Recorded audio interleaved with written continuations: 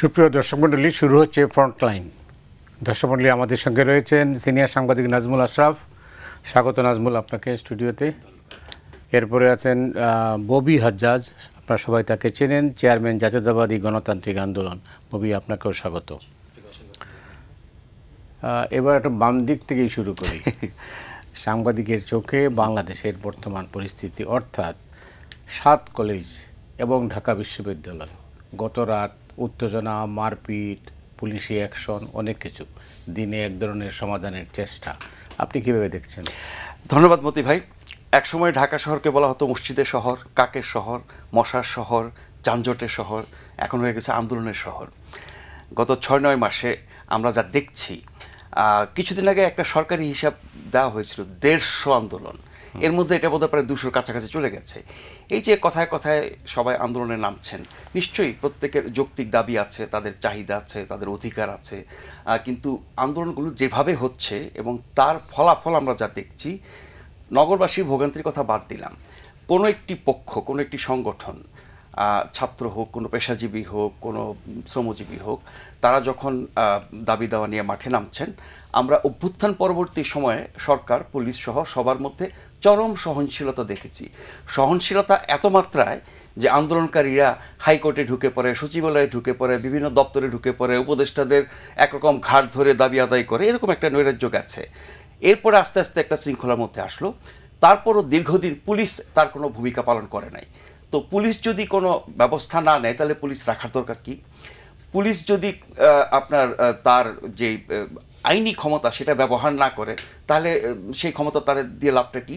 আমরা তখন শুনেছি যে না, যেহেতু আন্দোলনে পুলিশের খুব ন্যাক্কারজনক ভূমিকা ছিল, এখন যদি পুলিশ এরকম ব্যবস্থা নিতে যায়, তাহলে মানুষ এটা ভালোভাবে নেবে না। মানে খুব দয়াশীল, খুবই উদার, খুবই সহনশীল হলাম আমরা। কিন্তু তাতে করে কি হলো, যে সংস্কৃতিটা গড়ে উঠেছে, যে কেউ যখন যেখানে খুশি আন্দোলনে নেমে যেতে পারে, রাস্তা বন্ধ করে ফেলতে পারে, ঘেরাও করে ফেলতে পারে, মানুষের 12টা বাজাতে পারে, আইন শৃঙ্খলার তো কোনো বালাই নাই। সেই বাস্তবতায় আমরা দেখছি যে একের পর এক এরকম আন্দোলন হচ্ছে।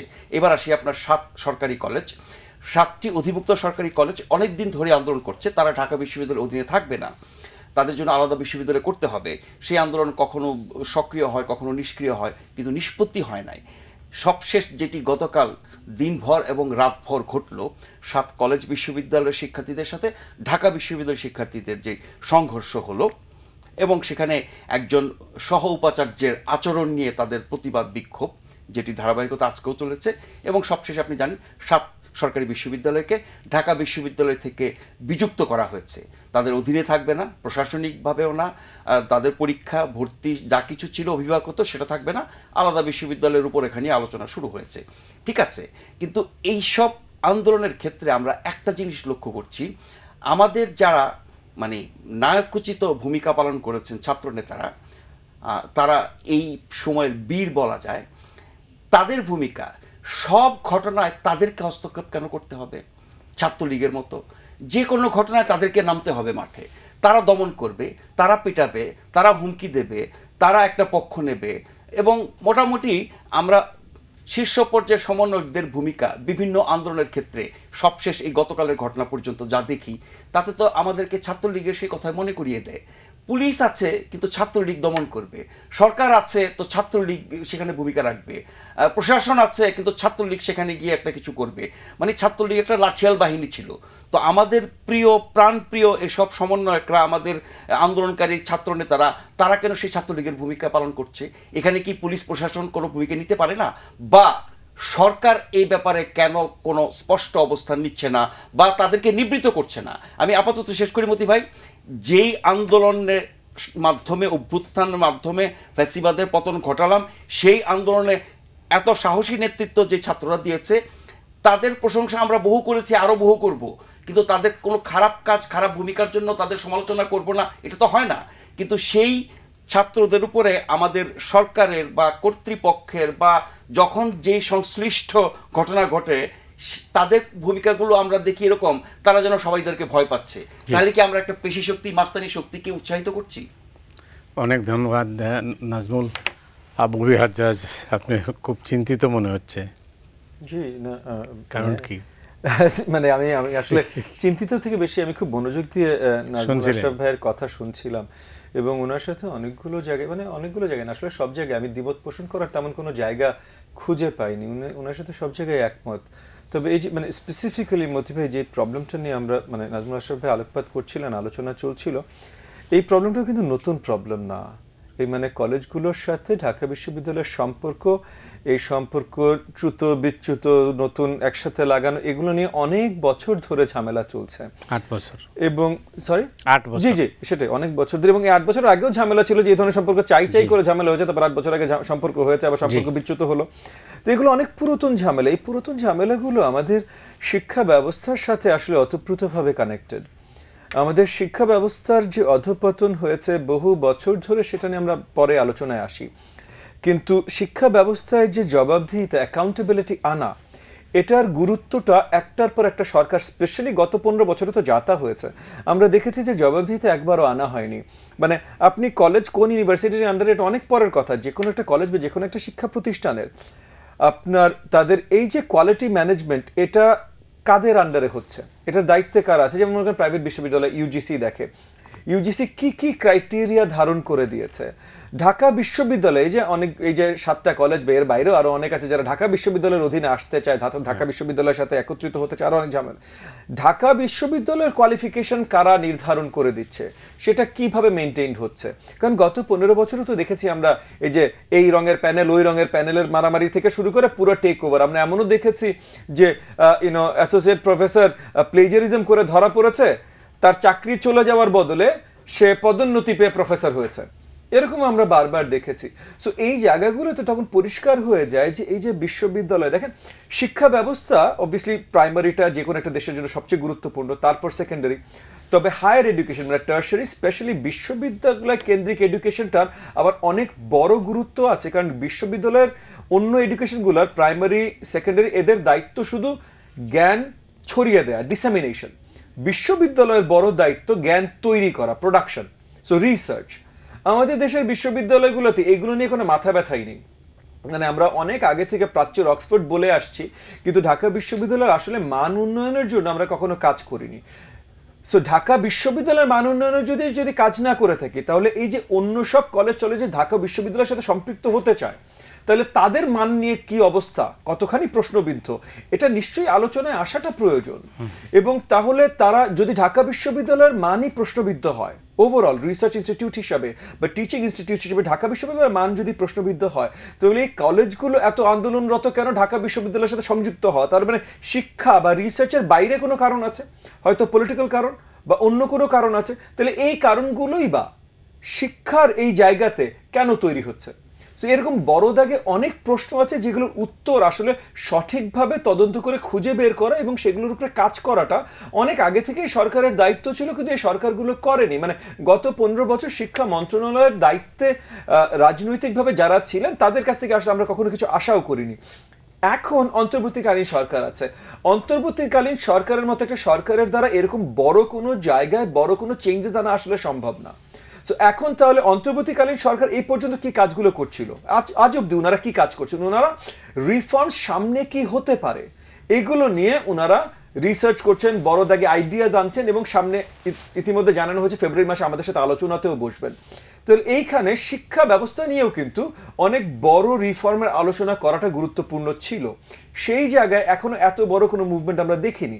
একই সাথে এই যে গতকাল বা আজকে যে আন্দোলনগুলো চলছে, এখানেও আমি নাজমুল আশরাফ ভাইয়ের সাথে একমত যে এই যে আন্দোলনের শহর বললেন না নাজমুল আশরাফ ভাই, ঢাকা শহর আন্দোলনের শহর হয়ে গেছে।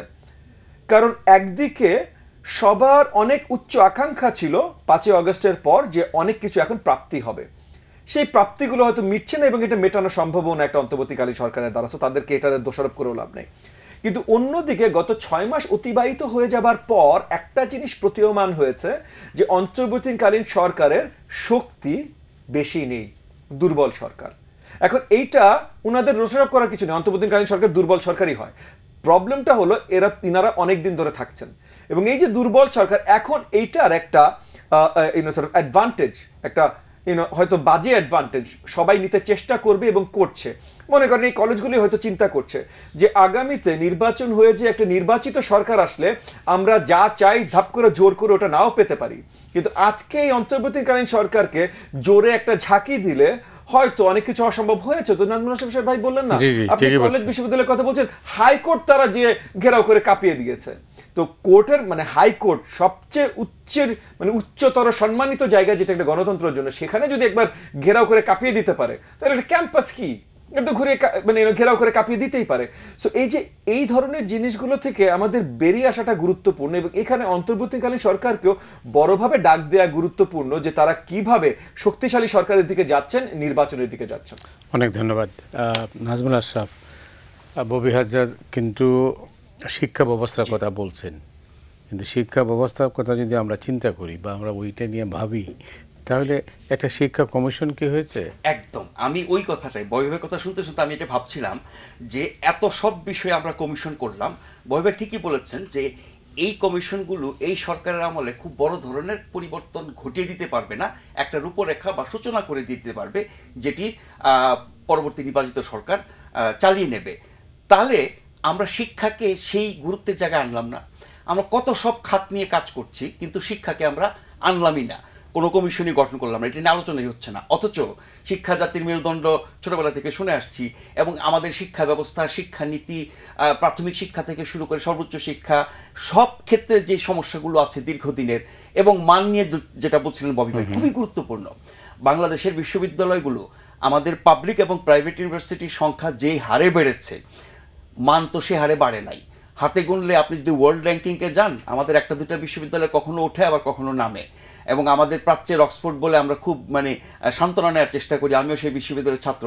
সেই বিশ্ববিদ্যালয়ের মান, গবেষণা, শিক্ষকতা ইত্যাদি কেন মানটা থাকছে না, তার মূল কারণ ববি কিছুটা ইঙ্গিত করেছেন যে আপনি বিশ্ববিদ্যালয়ের উপাচার্য থেকে শুরু করে, শিক্ষক থেকে শুরু করে বিভিন্ন প্রশাসনিক পদে কাদের নিয়োগ দিচ্ছেন, কোন বিবেচনায় নিয়োগ দিচ্ছেন। আওয়ামী লীগ বিএনপি আসলে সকল বিশ্ববিদ্যালয় আওয়ামীকরণ, জাতীয়তাবাদীকরণ হয়ে যায়। এখন তো অন্তর্বর্তী সরকার, এখন তাহলে কী করণ হচ্ছে? আপনি শীর্ষ পর্যায়ে 2-3টা বিশ্ববিদ্যালয়ের দিকে তাকান, ওই মানুষগুলো কারা, তাদের কে মনোনয়ন দিয়েছে, তাদের পরিচয় কি, কারা তাদের জন্য তদবির করেছে, তারা কাদের হয়ে কাজ করছে। এটাও কিন্তু ওই যে করণের বাইরে না। এটা এখন কোন দলীয় করণ বলবেন সেটা অন্য কথা। কোথাও বিএনপির প্রভাব, কোথাও জামাতের প্রভাব, কোথাও তত্ত্বাবধায়ক সরকারের কোনো ব্যক্তির প্রভাব, কোথাও প্রশাসনের প্রভাব, এরকম আছে। তো ফলে আপনি যখন মানটাকে বিবেচনায় না নিয়ে আপনার লোক, আনুগত্য, রাজনীতি, আদর্শ, এগুলোর বিবেচনায় আপনি সব সিদ্ধান্ত নেবেন উপর থেকে নিচ পর্যন্ত, আপনি মান কোথায় পাবেন? বিগত সরকারের আমলে, সব সরকারের আমলে হয়, বিগত সরকারটা যেহেতু 16 বছর ছিল, এবং যে চর্চাগুলো আমরা 53 বছর ধরে দেখে আসছি অতীতে সকল সরকারের সময়, এগুলো নিয়ে আমরা আলোচনা করেছি, সেটি হচ্ছে আপনার শিক্ষক রাজনীতি। কিন্তু বিগত সরকার 16 বছর ছিল, এটা একটা ব্যাপার। তার চেয়ে বেশি হচ্ছে শিক্ষক রাজনীতি কতটা নিচে নামতে পারে, শিক্ষকরা অ্যাক্টিভিস্টের চেয়েও অ্যাক্টিভিস্ট হতে পারে, একেবারে দলীয় কর্মীর চেয়েও অধম হতে পারে, সেই প্রমাণ আমরা বিগত সরকারের আমলে ঢাকা বিশ্ববিদ্যালয় সহ শীর্ষ পর্যায়ে পাবলিক বিশ্ববিদ্যালয়কে দেখেছি। আপনি সেই জায়গাটার পরিবর্তন কিভাবে ঘটাবেন? আমরা কোনো চেষ্টাও দেখছি না, উদ্যোগও দেখছি না, আলোচনাও দেখছি না। শিক্ষা মানে কমিশন করতে হ্যাঁ কি অসুবিধা? এটা তো সরকার বলতে পারবে বা কেন করা হলো না। আপনারা কখনো প্রধান উপদেষ্টাকে পেল ইনস্টিটিউটে জিজ্ঞেস করবেন, এবং এটাকে কেন গুরুত্ব দেওয়া হলো না, আমলে নেওয়া হলো না। একটা হতে পারে যে আমি কিসের শিক্ষা দীক্ষা, আমি আমার মতো করে চালাবো, গোটা জাতিকে আমার নিয়ন্ত্রণে রাখবো, এবং যেভাবে সবকিছু হচ্ছে বিশৃঙ্খলার মতো দিয়ে সেটাকে আমরা চালিয়ে যাব। অথবা এটা এত বড় বিষয়, এখানে হাত দিতেই ভয় পেয়েছে। আপনি সংবিধান ধরতে পারেন, সেটাকে উল্টে পাল্টে বাদ দিয়ে ফেলতেও পারেন, আরও বহু খাতকে আপনি বহু রকমের বৈপ্লবিক পরিবর্তনের সুপারিশ করতে পারেন, শিক্ষাকে নিয়ে আপনি কিছু করতে পারেন না। এটা আমারও বোঝে আসে না কেন শিক্ষা কমিশন হলো না। তবে শিক্ষা খাতের কমিশন হয় নাই, কাজ হয় নাই, ভালো কথা, কিন্তু আগামীতে কোনো সরকার এসে শিক্ষা খাতের যে সামগ্রিক চিত্র, এই নিয়োগ থেকে শুরু করে বললাম শিক্ষক রাজনীতি, ছাত্র রাজনীতি, আচ্ছা শিক্ষকরা কেন রাজনীতি করবেন? আমরা যখন বিশ্ববিদ্যালয়ে পড়েছি তখনও শিক্ষকদের রাজনীতি ছিল, সেটার একটা একটা রূপ ছিল, হ্যাঁ, নিয়ন্ত্রিত ছিল, হ্যাঁ, হোয়াইট এরকম গ্রুপে ভাগ করা ছিল, এবং কখনোই কোনো শিক্ষক কোনো দলের পক্ষে প্রকাশ্যে এমন কোনো কথা বলতেন না, দেখলে মনে হবে এই লোকটা আওয়ামী লীগ বা বিএনপি বা জাতীয় পার্টি। হ্যাঁ, একটা একটা একটা রাগঢাক ব্যাপার ছিল, কিছুটা সফিস্টিকেশনের ব্যাপার ছিল। আমরা একজন শিক্ষককে খুব কাছ থেকে চিনলে পরে বুঝতে পারতাম উনি ওই বা সেই দলের দিকে টিল্টেড। আর এখন মুখ থেকে দুই শব্দ বেরোলে আমরা বুঝি এ তো আওয়ামী লীগ, এ তো বিএনপি, এ তো জামাত, এরকম অবস্থা হয়ে গেছে। তো সেই শিক্ষকরা যখন, একজন সম্মানিত বিশ্ববিদ্যালয়ের শিক্ষক আমাদের সাথে আছেন, সেই শিক্ষকরা যখন ছাত্রদেরকে পড়ান, তারা কি আদর্শ নিয়ে তাদের সামনে দাঁড়ান, বা তাদেরকে কতটা শ্রদ্ধাভক্তি মন থেকে ছাত্ররা করে, বা ছাত্র শিক্ষক সম্পর্কের অনেক অঘটন যখন আমরা দেখি, সেগুলোর পেছনে কি তাদের এই দলীয় অবস্থান, শিক্ষক রাজনীতি এবং যা যা কিছু দলবাজি হয় সেগুলো বড় কারণ না? এইখানে কেন আমরা কোনো কিছু শুরু করলাম না? এটা তত্ত্বাবধায়ক সরকার ভালো বলতে পারবে। অনেক ধন্যবাদ। সবই পেন্ডিং রয়ে গেল কিছু দূর। তো আপনি কি এদের দ্বিমত পোষণ করবেন অথবা কি যোগ করবেন কিছু, যে কেন শিক্ষা কমিশন হলো না? দেখেন, অনেক কিছুর বিষয়ে কমিশন হতে পারতো, হয়নি। এবং এটা মানে আমি হয়তো নিন্দনীয়ভাবেও দেখতাম না যদি অন্তর্বর্তীকালীন সরকার সবচেয়ে স্বল্প সময়ে নির্বাচন দেবা নিয়েই যদি নিযুক্ত থাকতো, তাহলে হয়তো আমি এটা নিন্দনীয় চোখেও দেখতাম না। কিন্তু যেহেতু ওনারা প্রথম থেকে, এখন হয়তো আমরা আশাবাদী যে খুব শীঘ্রই একটা নির্বাচন আসছে, বাট আজ থেকে 2 মাস 3 মাস আগে ওনারা আলোচনায় ছিলেন যে 1.5 বছর 2 বছর ওনারা অন্তর্বর্তীকালীন সরকারের দ্বারাই দেশ পরিচালিত হবে। তাহলে যখন তারা চিন্তা করছিলেন 1.5 বছর 2 বছরের অন্তর্বর্তীকালীন সরকারের দ্বারাই পরিচালিত হবে, তাহলে এই ধরনের আরো 30টা কমিশন বসাটা হয়তো গুরুত্বপূর্ণ ছিল। কারণ আর কিছু না হলেও 3টা কমিশন করলে তার মধ্যে শিক্ষা আসা উচিত না? শিক্ষা, স্বাস্থ্য ব্যবস্থা, এগুলো তো আসা উচিত, কারণ এগুলো তো আমাদের বেসিক রাইটস এর ভেতরে পড়ে, মানে বেসিক নেসেসিটি, যেহেতু তার মানে বেসিক একটা নাগরিক অধিকারের মধ্যে পড়ার কথা। সো তাহলে এগুলো নিশ্চয়ই আমি আপনার সাথে পুরোপুরি একমত আশরাফ ভাই, যে এগুলো আসা একদম প্রয়োজনীয় ছিল। আপনারা কি দাবি তুলেছেন আপনার দল হিসেবে? না, আমরা দেখেন, আমরা প্রথম থেকে কিন্তু আমার দল হিসেবে কিন্তু শিক্ষা ব্যবস্থা সম্বন্ধে কি কি সংস্কার করা উচিত বিশাল একটা রিপোর্ট কিন্তু আমরা সরকার এবং গণমাধ্যমকে তুলে দিয়েছি। আমরা অনেকগুলো রিপোর্ট তুলে দিয়েছি, বাট তার মধ্যে শিক্ষা ব্যবস্থা রিফর্মও ছিল। সো আমার দলের পক্ষ থেকে আমরা করেছি।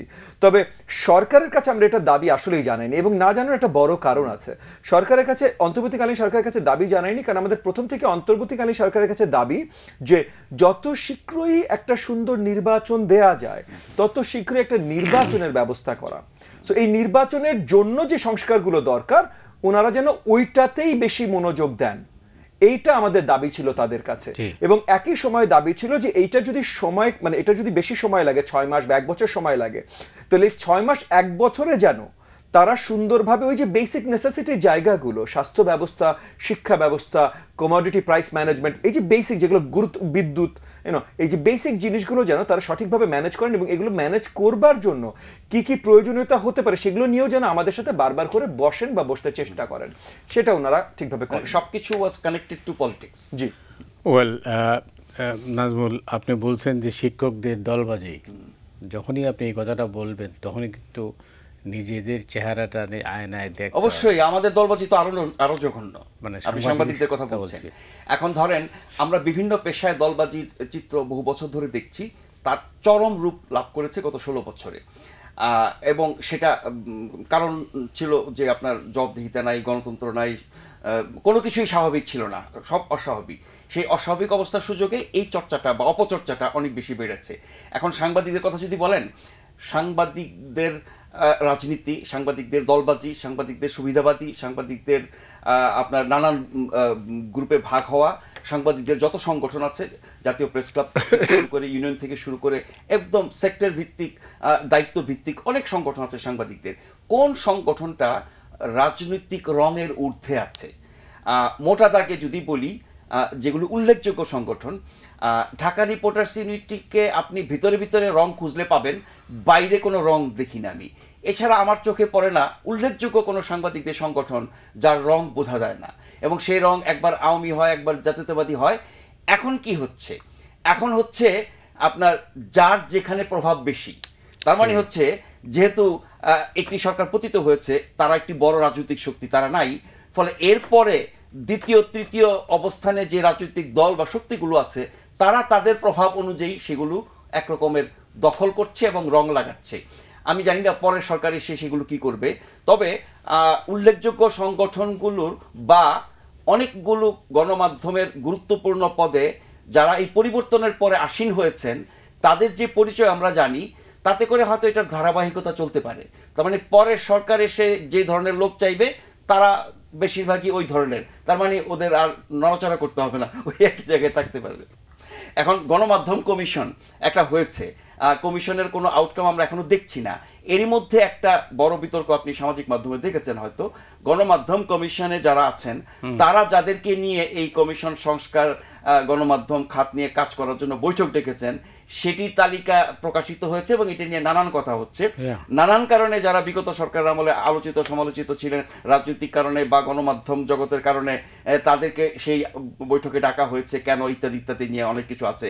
কিন্তু গণমাধ্যম কমিশন কতটা উপকারী, কতটা কার্যকর, কতটা এই খাতের উন্নয়নের জন্য গণমাধ্যম কর্মী এবং গণমাধ্যমের মান উন্নয়ন এবং পেশাদারিত্ব বাড়ানোর জন্য কি সুপারিশ নিয়ে আসবে, আমি সে অপেক্ষায় আছি একজন গণমাধ্যম কর্মী হিসেবে। কিন্তু আমি কোনোভাবে আশাবাদী হতে পারি না যে গণমাধ্যমের বড় ধরনের সংস্কার হবে। কেন হবে না? কারণ গণমাধ্যম যারা অনুমতি দেন, যারা মালিকানা বা বিনিয়োগ করেন, যারা এটা পরিচালনা করেন এবং গুরুত্বপূর্ণ পদে যারা থাকেন, তাদের মন মানসিকতা স্বভাব চরিত্রের পরিবর্তন না হলে গণমাধ্যমের বাস্তবতার কোনো পরিবর্তন আসবে বলে আমি মনে করি না। অনেক ধন্যবাদ। মিডিয়া, গণমাধ্যম বিশ্বাসযোগ্যতা হারিয়েছে, আপনি কি এর সাথে একমত? জি, এটার সাথে আসলে অত্যন্ত দুঃখজনক মতিবে, বাট এটার সাথে একমত না হয়ে কোনো উপায় নেই। গণমাধ্যম একসময় একভাবে কাজ করতো, মানে আমরা যখন ছোট ছিলাম 80-র দশকে, আমরা এগেন যখন একটা খবরের কাগজে কোনো খবর পড়তাম বা খবরের কাগজের সাথে যারা নিয়োজিত, একজন সম্মানিত এডিটর বা একজন রিপোর্টার পর্যন্ত, তাদেরকে একটা ভিন্নভাবে আমরা সম্মানের চোখে দেখতাম।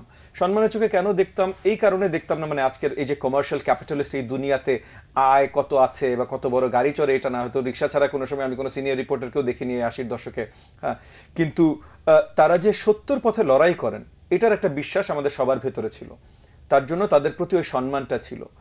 এটা ক্রমাগতভাবে আমরা হারিয়েছি। একটা বড় কারণ হলো ক্রনি ক্যাপিটালিজম, এই যে বড় বড় টাকায় লাইসেন্স নেয়া। শেখ হাসিনার আমলে, শেখ হাসিনার ক্ষমতার আমলে উনি জোর গলাই টেলিভিশন ক্যামেরার সামনেই বলতেন যে লাইসেন্স আমি দিয়েছি, আমি নিয়ে নিতে পারি। তখন আমরা জানি যে তাহলে কাদেরকে দিয়েছেন এবং তারা কিসের ভয়ে থাকেন, সো সত্য খবর ছাপা হয় কিনা। আমরা বিরোধী রাজনীতি করেছি গত 10 বছর 12 বছর। আমার নামে এমন কোনো মিথ্যাচার নাই, অনেকগুলো বড় বড় খবরের কাগজ আছে, কিছু টেলিভিশন চ্যানেলও আছে, এমন কোনো মিথ্যাচার নাই আমার নামে করেনি। বিদেশি দেশের এজেন্ট থেকে শুরু করে এমন কিছু নাই, মানে নোংরা মিথ্যে কথা আমার নামে ফ্রন্ট পেজে বসিয়ে দেয়নি, এরকম কিছু নেই। এরকমও বসিয়েছে, সেই পেপারগুলো এখনো চলছে, এখনো আছে, ওই এডিটারই আছেন, রিপোর্টার 2-4টা হয়তো চেঞ্জ হয়েছে বা হয়নি। তো এই গণমাধ্যমকে আমরা কিভাবে বিশ্বাস করি? এখন এই গণমাধ্যমকে বিশ্বাস করতে না পারার পিছনের কারণটা হলো রাজনৈতিক চাপ একদিকে, ক্রনি ক্যাপিটালিজম একদিকে। তো ক্রনি ক্যাপিটালিজম হয়তো যদি আমরা এক রাতে বন্ধ নাও করতে পারি, রাজনৈতিক চাপটা যদি আমরা এক জায়গায় নিয়ে যেতে পারি যেখানে এইটা আর থাকবে না, তাহলে হয়তো গণমাধ্যমের মূল ক্যারেক্টারে আমরা কোনো বদল আনতে পারি। রাজনৈতিক চাপ না অসহায় আত্মসমর্পণ? এখন আত্মসমর্পণ হয়তো আমি আরো মানবো, অসহায়টা আমি এত মানতে রাজি না। কারণ দেখেন, অসহায়টা আমি কেন মানতে রাজি না মতিভে, আমি আপনাকে বলি যে এককালে আমরা যখন ওই যে 80-র দশকে যখন বললাম যে যখন খুবই উচ্চ সম্মানের দিকে আমরা তাকাতাম আপনার আমাদের জার্নালিস্টদের দিকে, তখন জার্নালিস্টরাও কিন্তু অনেক রিস্ক নিয়ে কাজ করতো। তো রাজনৈতিক বিরোধিতায় আমরা যারা গত 15-15.5 বছর আওয়ামী লীগের রাজনৈতিক বিরোধিতায় যারা ছিলাম, আমরা তো অনেক রিস্ক নিয়ে কাজ করেছি, আমরা তো অনেক থ্রেট নিয়ে কাজ করেছি। এবং গণমাধ্যমের অনেক কর্মীরা আছেন, জার্নালিস্ট, সিনিয়র জার্নালিস্ট অনেকে আছেন, ইনক্লুডিং আপনিও, যারা অনেক রিস্ক নিয়ে অনেক থ্রেট নিয়ে কাজ করেছেন। প্রবলেমটা হলো যে রাজনৈতিক অঙ্গনেও যেমন আমরা কিছুদূর মাইনরিটি হয়ে পড়েছিলাম, অনেকেই ওই যে মিষ্টি দই খাবার জন্য 2024-এও 14-তে গেছে, 18-তে গেছে, 2024-এও অনেকে ওই যে কি বলার নাম হালুয়া রুটি খাওয়ার জন্য হাসিনার দিকে গেছে। তেমন একইভাবে মেজরিটি জার্নালিজমের সাথে যারা জড়িত, তারা এই হালুয়া রুটি খাবার জন্য বা তারা ওই যে ব্যবসায়িক সফলতার জন্য, বড় চাকরির জন্য, বড় বেতনের জন্য তারা সরকারের দিকে গেছে। সো আত্মসমর্পণ, অসহায় আত্মসমর্পণ না, বাট আত্মসমর্পণ, তারা আত্মসমর্পণ করেছে, স্বেচ্ছায় করেছে, এবং আত্মসমর্পণ হয়তো করেছে সুবিধাবাদী হিসেবে। কারণ আছে আপনার মতো অনেকে আছে যারা আত্মসমর্পণ করে নাই, তাদের পেপার কি চলেনি? আমরা অনেকে আছি যারা রাজনীতিতে আত্মসমর্পণ করিনি, আমরা কি বেঁচে নাই? হ্যাঁ, আমাদের সব ভাইরা বেঁচে নেই। গুণ হয়েছে অনেক, খুন হয়েছে অনেক, অত্যাচারিত হয়েছে অনেক, আমরা অনেক অত্যাচারিত হয়েছে অনেকভাবে, কেউ বেশি কেউ কম। কিন্তু ওই যে আত্মসমর্পণ আমরা যেমন করিনি, আমাদের জার্নালিস্ট ভাইরা অনেকে করেনি। অত্যন্ত দুঃখজনক যে এই যে লাইসেন্স রিলেটেড মালিকরা আত্মসমর্পণ ঠিকই করেছে, কারণ তারা এসছে আত্মসমর্পণ করার জন্য।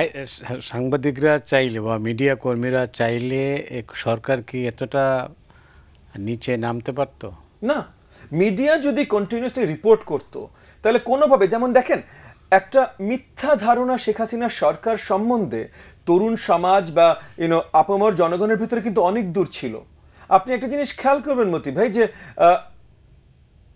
15-16 জুলাই পর্যন্ত স্পেসিফিক্যালি আমি বলি, আবু সাইদের যে আত্মত্যাগ, তার উপরে যে গুলি বর্ষণের যে চিত্র বা ভিডিও, এইটা পাবলিক হওয়া পর্যন্ত কিন্তু বাংলাদেশের বিশাল জনগণের বিশাল একটা অংশ বিশ্বাস করতো শেখ হাসিনা ভালো মানুষ। আমি বহুবার গত 10-15 বছরে বহু মানুষের কাছে, আমরা যেহেতু রাজনীতি করি, আমরা ইউনিয়ন পর্যায়ে উপজেলা পর্যায়ে রেগুলারলি যাই, আমি বহুত লোকজনের কাছে শুনেছি শেখ হাসিনার জন্য দোয়া করে ফাটিয়ে ফেলছে। এবং দোয়াটা কি, যে উনি দীর্ঘজীবী হন, উনার আশেপাশে যে দুষ্ট লোকরা আছে তাদের থেকে যেন উনি বেরিয়ে আসতে পারেন। তো শেখ হাসিনা খারাপ না, উনার আশেপাশে কিছু দুষ্ট লোক ঘিরে ফেলেছে, আল্লাহ তাআলা শেখ হাসিনাকে এই দুষ্ট লোকের থেকে রক্ষা করুক। তো এই বিশ্বাসটা এই আপামর জনগণের ভিতরে কে ছড়িয়ে দিয়েছে? শেখ হাসিনা একা পারতো না এই বিশ্বাস ছড়িয়ে দিতে। গণমাধ্যম তাকে পুরোপুরিভাবে সহযোগিতা করেছে বলেই ঘরে ঘরে শেখ হাসিনা একটা দেবী রূপ নিয়ে নিয়েছিল। আবু সাইদের উপরে গুলি বর্ষণের পর এই চিত্রটা বদল হওয়া শুরু হয়েছে। আপনি গণমাধ্যমে সবচেয়ে উচ্চতরের জায়গায় আছেন, সম্মানিত জায়গায় আছেন, আমরা বিরোধী রাজনীতি করি, মাঠ পর্যায়ে কাজ করি, শেখ হাসিনার আসল চিত্র আমরা বহু বছর ধরে জানি। আপামর জনগণ কিন্তু জানতো না। এবং গণমাধ্যম যদি এটা ধরিয়ে দিত, শুরু থেকে একটু হলেও ধরিয়ে দিত, শেখ হাসিনা এত বড় ক্ষমতার জায়গায় পৌঁছায় না, সে এত বড় ফ্যাসিস্ট সরকার কিভাবে তৈরি করবে। অনেক ধন্যবাদ। জি মতি ভাই, আমি একটু যুক্ত করি। কি আত্মসমালোচনার সুযোগ আছে কি? হ্যাঁ, না, অবশ্যই আছে। উনি যে বলছিলেন যে মেজরিটি, আসলে ধরেন, আমি এক্স্যাক্টলি জানি না মতি ভাই জানেন কিনা, যে সারা বাংলাদেশে টেলিভিশন, পত্রিকা, রেডিও, অনলাইন সব মিলিয়ে সংবাদকর্মী সংখ্যা কত, তাদের কত শতাংশকে আমরা পাবলিকলি দেখি বা চিনি। এখন ধরেন কোনো একটি দল বা সরকারের দালালি করেন, এরকম লোকটার এক্সপোজার অনেক বেশি। গত 16 বছরে আমরা বেশ কিছু ফেস মুখস্থ হয়ে গেছে সবার কাছে, যে এই লোকগুলো সরকারের পক্ষে একেবারে মানে দালালি শব্দটা ছাড়া আর কিছু পাই না, ব্যাপক প্রশংসায় পঞ্চমুখ থাকতো, খারাপ কিছু দেখতো না, ভালো যদি একটুও হতো এটাকে 10 গুণ বাড়িয়ে বলতো। তারা এই পুরো কমিউনিটির কত শতাংশ? বা ধরেন একটা প্রতিষ্ঠান, একটা টেলিভিশন, এখন সেই টেলিভিশনটা কেমন চলবে, তার আধেয় বা কন্টেন্ট কি হবে, তার খবর কি হবে, তার অনুষ্ঠান কি হবে, তার টকশোতে কি বিষয় নিয়ে কোন লাইনে আলোচনা হবে, তার প্রথম নিয়ামক শক্তি হচ্ছে তার যিনি মালিক, যিনি টাকা লগ্নি করেছেন। এখন সেই লোকটা যদি হয় অসৎ, দুর্নীতিবাজ, সুবিধাবাদী এবং যত রকমের খারাপ দোষ থাকতে পারে মানুষের, সেরকম একটা ব্যক্তির হাতে যদি একটা টেলিভিশন বা একটা পত্রিকা পড়ে এবং তার হাতেই যে কোনো উপায়ে দুর্নীতি করে, দস্যুতা করে অর্থ কামিয়েছেন, তো ওই প্রতিষ্ঠানের সব কিছু তো তার স্বার্থে তার মতোই হবে। এবং সেই ব্যক্তিটাকে তিনি রিক্রুট করবেন বা এডিটর বানাবেন, নিউজ এডিটর বানাবেন, চিফ রিপোর্টার বানাবেন, গুরুত্বপূর্ণ পদে বসাবেন, যারা তার স্বার্থ অনুযায়ী কাজ করবে, তার বিপক্ষে যাবে না। তাহলে ওই মালিকটা, অসৎ মালিকটা, যার টাকা আছে, সে তাহলে কার স্বার্থ দেখবে? যে তাকে এই সুযোগটা দিয়েছে, মানে গণমাধ্যমের অনুমতিটা যে সরকার বা যিনি তাকে দিয়েছেন, এবং তার ব্যবসায়িক স্বার্থের জন্য যে রাজনৈতিক শক্তির সহযোগিতা দরকার। ফলে ওই নেক্সাস থেকে যখন নিচের দিকে আসে, আপনি একজন অসহায় রিপোর্টার বা একজন সাধারণ সংবাদকর্মী যার চাকরি দরকার, সে যদি বলে না আমি এখানে আপোষ করব না, আমি এরকম রিপোর্ট করব না, আমি এটা মানব না, তাহলে তার চাকরি থাকবে না বা সে চাকরি পাবেও না। তাহলে যেই বাস্তবতা আমরা গত 16 বছর ছিলাম, সাংবাদিকদের হয়তো 90% বেকার থাকতো, অনেকেই বেকার ছিলেন, কিন্তু যদি সবাই এরকম অবস্থানে থাকতো তাহলে 90% বেকার থাকতো। তাহলে আপনি বলেন যে সাংবাদিকতা পেশা কি তাহলে আপোষ করার? সাংবাদিকতা পেশার মধ্যেই ছিল না বা এখনও নাই, সাংবাদিকতা চাকরির মধ্যে চলে গেছে। আমি ভাই পড়াশোনা শেষ করেছি, আমার সংসার আছে, আমার টাকা দরকার, আমার একটা চাকরি দরকার, তাই আমি একটা চাকরি করছি। সেই জায়গায় যারা সাহস নিয়ে, ঝুঁকি নিয়ে, ওই সীমাবদ্ধতার মধ্যেও ভূমিকা রেখেছে তাদেরকে আমরা প্রশংসা করি, সমাদর করি। এখন মতি ভাই এবং তার পত্রিকা এই ফ্যাসিস্ট আমলেও যে ভূমিকা নিয়েছেন তার খেসারত কতভাবে দিয়েছেন সেটি উনি জানেন, দেশ ছাড়া থেকে শুরু করে। কিন্তু এখন এই পরিবর্তিত পরিস্থিতিতে কোনো খারাপ জিনিস নিয়ে কিছু লিখলে বা বললে সাথে সাথে আপনাকে গালি দিবে, হাসিনার দোসর, ফ্যাসিস্টের দোসর, আওয়ামী দোসর, এগুলো বলবে। তাহলে এখনকার খারাপ নিয়ে আমি বলতে পারবো না? মতিউর পত্রিকা তো লিখছে, ধোঁয়ায় লিখছে, উনি তখনও লিখছেন, এখনও লিখছেন। তার মানে আপনি যদি সত্যের পথে থাকেন, আপনি আপনার পেশাগত দায়িত্বটা সঠিকভাবে পালন করেন, তারপরও কিছু আঘাত আপনার উপর আসবে, সেটাকে আপনাকে মানতে হবে। সেই মানসিকতা নিয়ে একজন সংবাদপত্র বা টেলিভিশনের মালিক, তার সম্পাদক এবং তার যে পুরো চেইনে যারা থাকবেন গুরুত্বপূর্ণ ব্যক্তি, সবগুলো মানুষ যদি সেরকম হয় তাহলে আমূল পরিবর্তন ঘটানো সম্ভব। নাজমুল আশরাফ, আমি এই মুহূর্তে আল জাজিরার একটা রিপোর্টের দিকে একটু দৃষ্টি দিতে চাই। সেটা হচ্ছে আল জাজিরার রিপোর্টে বলছে যে আওয়ামী লীগে বিভক্তি, শেখ হাসিনার নেতৃত্ব চ্যালেঞ্জের মুখে। আপনি কিভাবে দেখছেন? মানে আওয়ামী লীগই তো নাই, বিভক্তি কোথায়? আর যারা যারা মানে লুকিয়ে পালিয়ে আছেন, এখন মানে অনলাইনে নাই আর কি, অফলাইনে আছে, হ্যাঁ ভার্চুয়াল জগতে আছেন ওনারা। এখন ভার্চুয়াল জগৎ থেকে রিয়েল জগতে তারা কবে আসবেন আমরা জানি না, কিন্তু যেসব তৎপরতা ভার্চুয়াল জগতে দেখি, যাদের কথা শুনি, অনেকের ইন্টারভিউ দেখছি, তারপরে ভারতের বিভিন্ন গণমাধ্যমে তাদের বক্তব্য, রিপোর্ট, সেগুলো দেখছি। তার মানে হচ্ছে ধরেন 16 বছরের অপশাসন, দুঃশাসন, ফেসিলিটি শাসনের পরিণতি তারা ভোগ করছে। কিন্তু এই অবস্থায় কি তারা থাকবে? তারাও তো চেষ্টা করবে ফিরে আসা, তারা চেষ্টা করবে কোনো না কোনো ফর্মে আবার স্বাভাবিক রাজনীতিতে পুনর্বাসিত হওয়ার। এবং তাদের পুনর্বাসনের সমস্যা হবে না কেন জানেন? কারণ আমাদের মোটা দাগে যে রাজনৈতিক বৈশিষ্ট্য চরিত্র, বড় দলগুলোর মধ্যে যেই আন্তঃসম্পর্ক এবং আমাদের যে আর্থসামাজিক বাস্তবতা, আচ্ছা ধরেন একটা কথা আমরা প্রায় শুনি, এই যে নতুন প্রজন্মের রাজনীতিবিদ যারা হতে যাচ্ছেন বা হচ্ছেন ছাত্রদের কাছে, যে আওয়ামী লীগ, বিএনপি একই ধরনের, জাতীয় পার্টি একই ধরনের, সবাই একই রকমের, এই জন্য তারা নতুন রাজনীতি করতে চান, কারণ তাদের মধ্যে এই সমস্যা আছে। তারা তো এখনো ঠিকমতো রাজনীতি শুরুই করেন নাই, ফিডার হাতে নিচে দুধ খাওয়া শুরু করেন নাই। তাদের মধ্যে তো আমরা একই বৈশিষ্ট্য দেখছি, একই লক্ষণ দেখছি, সেটা কথায়, কাজে, আচরণে। তার মানে আমাদের যে রাজনৈতিক দুর্বৃত্তায়ন যদি বলি, বা খারাপ রাজনীতি, রাজনৈতিক অপসংস্কৃতি, সেটা থেকে তো তাহলে প্রজন্মের পর প্রজন্ম চলতে থাকবে।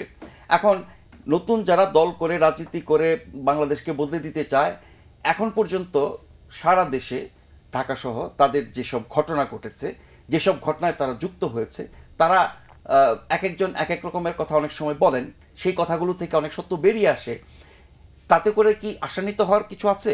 তা হয়তো নাই, কিন্তু আওয়ামী লীগ ফিরে আসবে এদের হাত ধরেই, আওয়ামী লীগ ফিরে আসবে আরও যেসব রাজনৈতিক দল আছে তাদের হাত ধরেই।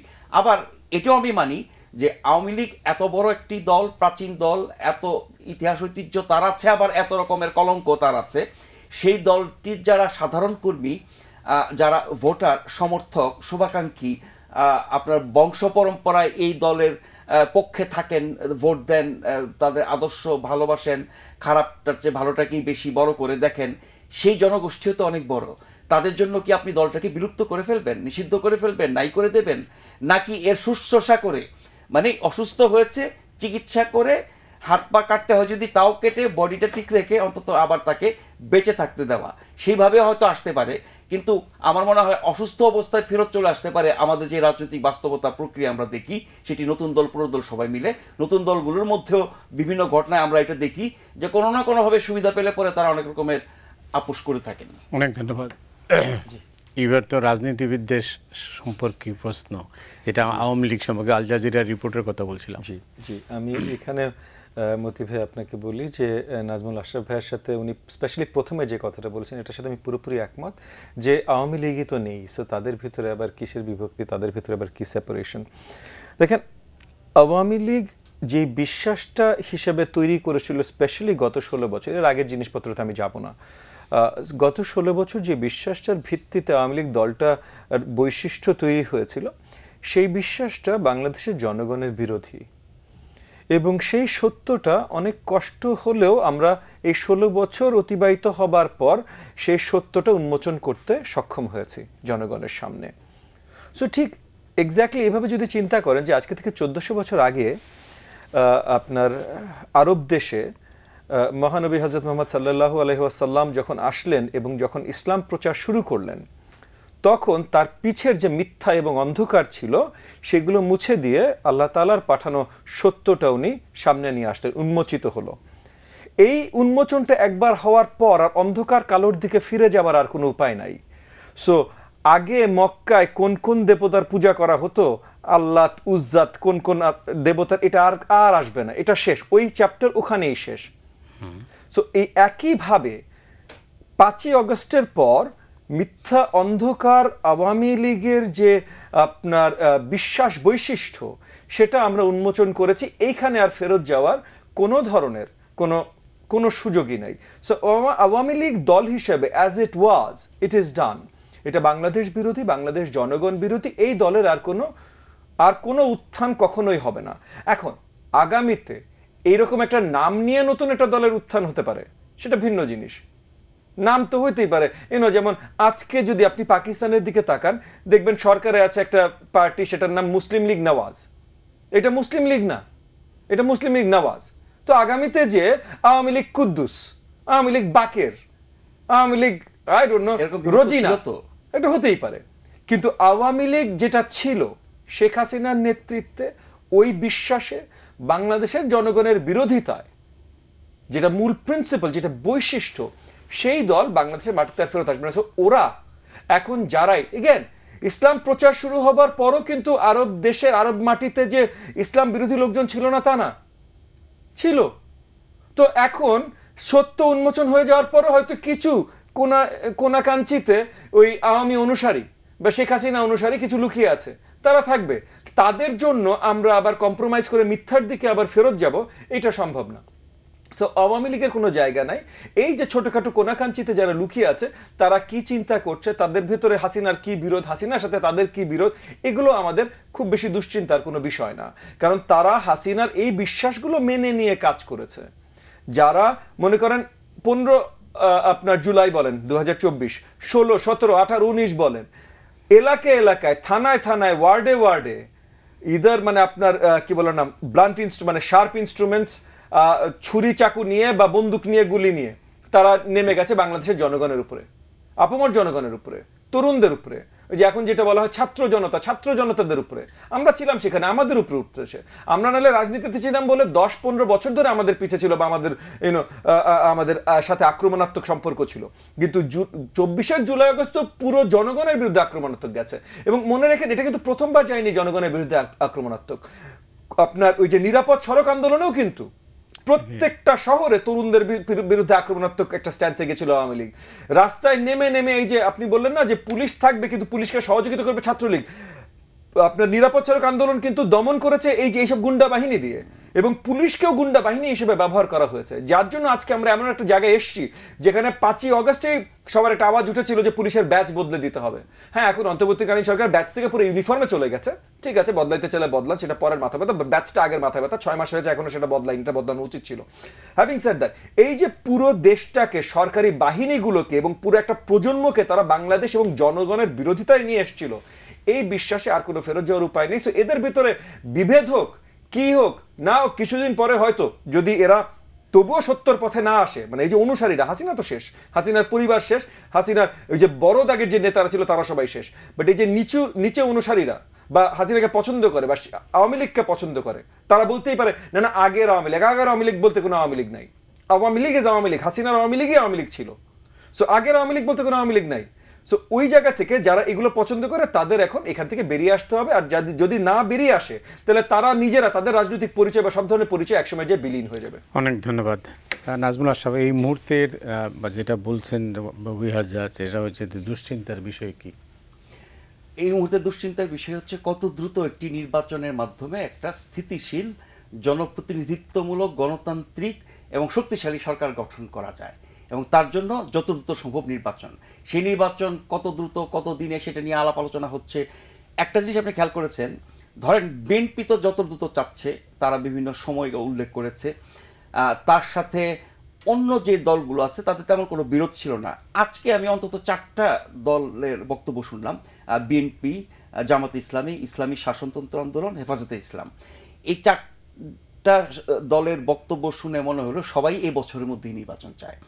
এবং আরও যেসব দল আছে এর বাইরে, আমার মনে হয় এক বছরের মধ্যে, এই বছরের মধ্যে বা এই বছরের ডিসেম্বরের মধ্যে, যেটি ডক্টর ইউনূসের দেওয়া সীমারেখার প্রথম ধাপ, এই বছরের শেষ অথবা আগামী বছরের মধ্যম, তো তার মধ্যে তারা চাচ্ছে। এবং আমাদের নির্বাচন কমিশন কাজ করছে, আরও যারা সংশ্লিষ্ট তারা কাজ করছে, সংস্কার কমিশন কিছু প্রতিবেদন দিয়েছে, বাকিরা দেবে, সেগুলো নিয়ে আলোচনা হবে। কিন্তু যত কমিশনের রিপোর্ট আসুক, তার মধ্যে যতগুলো বিষয় নিয়েই ঐক্যমত হোক না কেন, সেগুলো বাস্তবায়ন করে নির্বাচনে যাওয়া সম্ভব হবে না। হয়তো সেগুলো চূড়ান্ত রূপটা নির্বাচিত সরকার বা সংসদের হাতে তুলে দিতে পারে, তারা সেগুলো বাস্তবায়ন করবে। ফলে ওই পর্যন্ত যাওয়ার আগে কী দরকার? সুষ্ঠু নির্বাচন যাতে হয়। সুষ্ঠু নির্বাচনের জন্য কি? ভালো নির্বাচন কমিশন, ভালো প্রশাসন, ভালো পুলিশ, ভালো আইনশৃঙ্খলা বাহিনী, ভালো রাজনৈতিক দল, ভালো প্রার্থী, ভালো ভোটার দরকার। এই ভালোগুলো নিশ্চিত হলে একটা ভোটার ভালো নির্বাচন হতেই পারে। এবং আমি মনে করি যে এই বছরের মধ্যে যদি নির্বাচনটা না হয়, তাহলে সামগ্রিকভাবে যে সংকটগুলো আমরা দেখছি, রাজনৈতিক, অর্থনৈতিক, জননিরাপত্তা, জাতীয়, আন্তর্জাতিক, আঞ্চলিক, ভারত সংশ্লিষ্ট, পাকিস্তান সংশ্লিষ্ট, চায়না সংশ্লিষ্ট, আমেরিকা সংশ্লিষ্ট, যাই বলি না কেন, এই সকল ইন্টারনাল এবং এক্সটার্নাল সংকটগুলো আরও ঘনীভূত হবে। সেই অবস্থা সামাল দেওয়ার ক্ষমতা এই সরকারের আছে বলে আমি মনে করি না। অনেক ধন্যবাদ। এই মুহূর্তে নির্বাচনই কি একমাত্র সমাধান? দেখেন, নির্বাচন হলো মতি ভাই সবচেয়ে বড় সমাধান।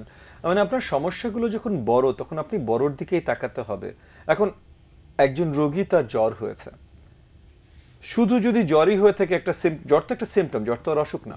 তো এই সিমটমটার যদি বড় কোনো কারণ না থাকে, হয়তো সে টায়ার্ড হয়ে গেছিল, বেশি এক্সস্টেড, তার জন্য জ্বরটা হয়েছে, তাকে একটু ঘুমাতে বলবেন, 2টা প্যারাসিটামল দিয়ে দিবেন, সে ঠিক হয়ে যাবে। কিন্তু এই জ্বরের সিমটমটা যদি হয় যে তার আসলে ক্যান্সার হয়েছে, সো পুরো বডি জর্জরিত, এটার অনেকগুলো সিমটমের ভিতরে একটা সিমটম জ্বর, তাহলে আসলে প্যারাসিটামল নিয়ে চিন্তা করাটা এটা একটা সময় নষ্ট করা। তখন আপনার এই যে কিমোথেরাপি বা রেডিওথেরাপি এগুলোতে যেতে হবে। তারপর এগুলো রিলেটেড অ্যাডিশনাল আপনি প্যারাসিটামল 2-4টা, হ্যাঁ, না মানে যদি এইটাই ধরা পড়ে, ডায়াগনোসিস হয়ে গেছে যে আপনি ক্যান্সার, তাহলে আসলে আপনি জ্বরের ওষুধে গেলে তো হবে না, তাহলে আপনার ওই ক্যান্সারের ওষুধে যেতে হবে। ওই কিমোথেরাপি বা রেডিওথেরাপি যেটাই প্রেসক্রাইবড হয় সেটাতে যেতে হবে। সো এখন আমাদের সমস্যা অনেকগুলো, প্রত্যেকটার জন্য আলাদা আলাদা প্যারাসিটামল আছে। প্রবলেমটা হলো যে এটার মূলে হলো একটা মানে মূল প্রবলেমটা হলো যে একটা শক্তিশালী নির্বাচিত সরকার নেই। মানে আসলে শক্তিশালী সরকার নেই, বাট শক্তিশালী সরকার আর নির্বাচিত সরকার দুটো সিনোনিমাস।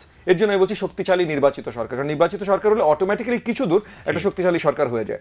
সো এই যে 100টা বিভিন্ন প্রবলেমে প্যারাসিটামল দেওয়ার থেকে আপনারা যদি এই নির্বাচনে চলে যান, ওই যে ওই একদম কিমোথেরাপিতে চলে যান, তাহলে ওই নির্বাচিত সরকারের মাধ্যমে বাকি আস্তে আস্তে অন্য ঝামেলাগুলো একে একে মিটে যাবে। এই কারণে আমি বলছি যে এমন না যে আমি অন্য সব ঝামেলাকে বাদ দিয়ে দিচ্ছি, অন্য সব ঝামেলা না, ওই সবগুলো ঝামেলা, বাট এই সবগুলো ঝামেলার সম্মিলিত প্রতিকারের জন্য ওই কিমোথেরাপি, এটা হলো নির্বাচন। সো প্রথমত এবং সবচেয়ে গুরুত্বপূর্ণ, আমরা নির্বাচনের দিকে তাড়াতাড়ি যাই। আমরা কি সেই দিকে যাচ্ছি? এখন এইখানে নিয়ে একটু ছোট্ট প্রশ্ন আছে, কারণ আমরা প্রথম থেকে অগস্ট মাস থেকে অন্তর্বর্তীকালীন সরকারের সাথে আলোচনায় আছি। অগস্ট মাস থেকে কিন্তু আমরা অন্তর্বর্তীকালীন সরকারের সাথে নির্বাচন নিয়ে আলোচনা করছি। এটা এর আগে আমি একবার আলোকপাত করেছিলাম, এর জন্য আমরা অনেক কমিশন হয়তো করতে বলিনি। যেমন মনে করেন আমার দল থেকে, এনডিএম থেকে আমরা প্রথমে যখন বলেছিলাম, আমরা বলেছিলাম বেশ কিছু টাস্ক ফোর্স গঠন করতে, কারণ ইমার্জেন্সি ইমিডিয়েট যে দায়িত্বগুলো পালন করতে হবে, যেমন পুলিশ প্রশাসন, আইন শৃঙ্খলা বাহিনী, এটা একটা ইম্পর্টেন্ট টাস্ক ফোর্স দরকার ছিল। এখনো টাস্ক ফোর্স গঠন হয় নাই, কমিশন গঠন হয়েছে যে সামনে কি রিফর্ম হতে পারবে, এটা টাস্ক ফোর্স করে ইমিডিয়েট অ্যাকশন, এই জিনিসগুলো এখনো বড় দাগে হয়নি। জুডিশিয়ারি সম্বন্ধে বলেছিলাম, জুডিশিয়ারিতে যদিও রিফর্ম কমিশনও হয়েছে, আবার মোর ইম্পর্টেন্টলি যেটা হয়েছে যে নতুন একজন চিফ জাস্টিস দেবার মাধ্যমে এবং অ্যাপেলেট ডিভিশনের নতুন বদল আনার মাধ্যমে তারা হাইরার্কিতে যে চেঞ্জটা এনেছে, এটা মোটামুটি একটা কার্যকরী জায়গায় নিয়ে গেছে জুডিশিয়াল সিস্টেমটাকে। তারপর অত্যন্ত নিন্দাজনক যে বাইরে থেকে ওই যে মিছিল পাঠিয়ে হস্তক্ষেপ করার চেষ্টা হয়েছে, এটা অত্যন্ত দুঃখজনক, বা যাক সেটা সেপারেট ইস্যু। কিন্তু পুলিশ প্রশাসন বা ওই যে আমরা যখন গণস্বাস্থ্যের কথা বলি বা শিক্ষার কথা বলি, এই জায়গাগুলোতে এরকম বড় দাগের কিছু করা হয়নি, যেগুলো ফার্স্ট এই টাস্ক ফোর্সে করা উচিত ছিল। কারণ কিছু জিনিস আপনি আছেন 6 মাসের জন্য বা যান 1 বছরের জন্য, তাহলে ওই 1 বছর তো আপনার সবকিছু চলতে হবে তো ঠিকভাবে। তো ওই সবকিছু যে চলতে হয়, এটার কার্যকারিতা আনার জন্য তো সেটার জন্য আপনার টিম গঠন করতে হবে এবং ইমিডিয়েটলি তাদেরকে অ্যাকশনেবল পাওয়ার্স দিতে হবে। এই জিনিসগুলো কিন্তু আজ অব্দি 6 মাস হয়ে গেছে অন্তর্বর্তীকালীন সরকার করেনি। তো অন্তর্বর্তীকালীন সরকার করেনি, তাহলে আর কি করবে? সো প্রথমে যখন ওনাদের সাথে আলোচনায় বসেছিলাম, এগুলো অনেক কিছু বলার সাথে সাথে নির্বাচন নিয়ে আমরা প্রথম থেকে আলোচনা করছিলাম। একদম প্রথম দিকে নির্বাচন নিয়ে আমাদেরকে যে আশ্বাসটা দেওয়া হয়েছিল, আমি এমন বলছি না যে সেই আশ্বাসের তারা ভঙ্গ করেছেন, বাট এই আশ্বাসটা দেওয়া হয়েছিল যে খুব শীঘ্রই আমাদের সাথে বসে আলোচনা শুরু হবে যে কি সংস্কার আমরা মনে করি ভালো হবে এবং কতখানি করে ওনারা নির্বাচনে দেবেন, একই সাথে ওনারা নির্বাচনের প্রস্তুতি ওনারা করতেই থাকবেন। এটা অগাস্টে আমাদের আলোচনা। এরপর আমাদের সেপ্টেম্বর অক্টোবরে আলোচনা হলো। সেপ্টেম্বর অক্টোবরে যখন আলোচনা হলো তখন আমাদেরকে এইভাবেই বলা হলো যে নির্বাচন কমিশন একটা স্টেবল জায়গায় চলে আসলেই ওইদিকে কাজ শুরু হয়ে যাবে, আমাদের সাথে আলোচনা শুরু হবে। এখনো আমাদের ওই আলোচনার কথাই চলছে, তবে এখন আমরা আরেকটু বেশি আশাবাদী যে হয়তো খুব শীঘ্রই আমরা নির্বাচন দেখব। রবি হাজেজ, আপনাকে অনেক অনেক ধন্যবাদ। আপনাকে দর্শক মণ্ডলী, আপনার নাজমুল আশরাফ, আপনাকেও অনেক ধন্যবাদ আলোচনায় অংশ নেওয়ার জন্য। দর্শক মণ্ডলী, আজ এ পর্যন্তই। আগামীকাল আবার দেখা হবে।